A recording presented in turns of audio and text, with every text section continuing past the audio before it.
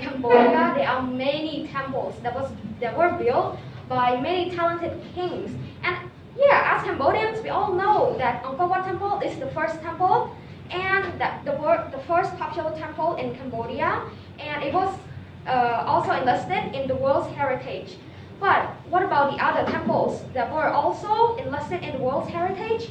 Good afternoon, teacher and everybody. I'm Sophal Manin. I'm 12 years old, and I'm from level 5, group 1. And today we are going to talk about the date and the time when Sambo Prey Kuk was enlisted in the World's Heritage and its history. But before we start our presentation, I would like to introduce all of you guys to Sambo Prey Kuk Temple first. So Sambo Prey Kuk Temple is a temple that was enlisted in the World's Heritage, and it is an archaeological site in Cambodia, located in Kampong Thom. It is 30 kilometers north of Kampong Thom, and the provincial capital is 176 kilometers east of Angkor and 206 kilometers north of Phnom Penh.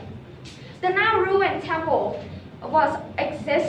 had been existed before pre-Angkorian era of Chenla Kingdom. So it is really, really old. And this temple was, as you guys know, it was existed before pre-Angkorian era in Chenla Kingdom, which means it is from the latest 6th century to 9th century. And yes, it was established by our king, which is Isan Varaman I, as the sanctuary and capital known then as Isan Barak. And yes, let's talk about the date when it was enlisted into the World's Heritage.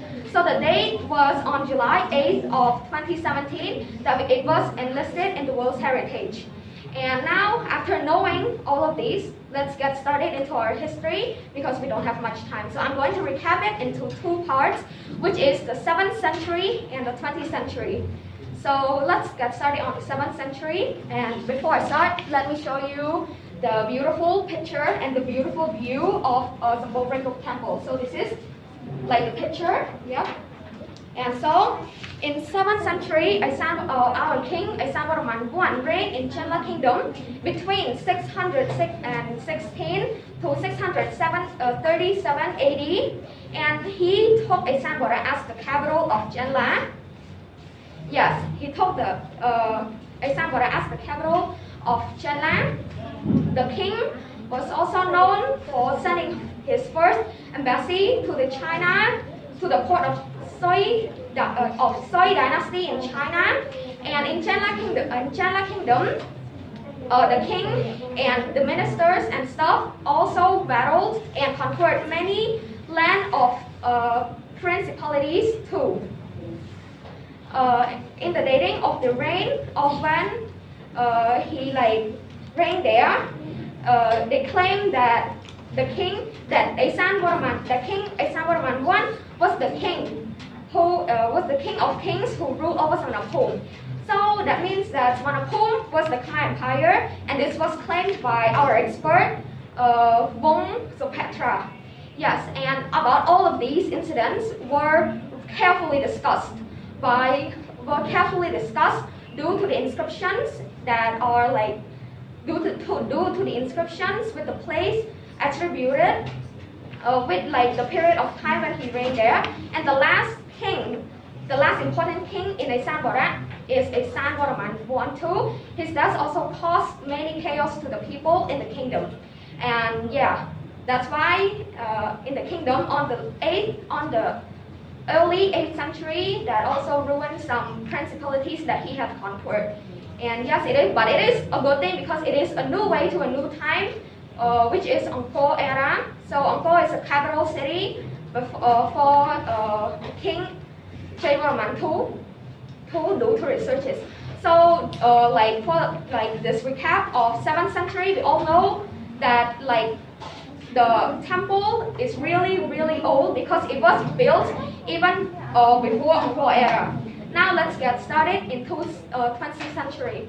So in 20th century, after Longnol's coup d'etat to our king, to our king Norodom Sihanouk in 1970, my bad, yeah, 1970, the U.S. president named Richard Nixon ordered a secret bombing to Cambodia to fight the Khmer Rouge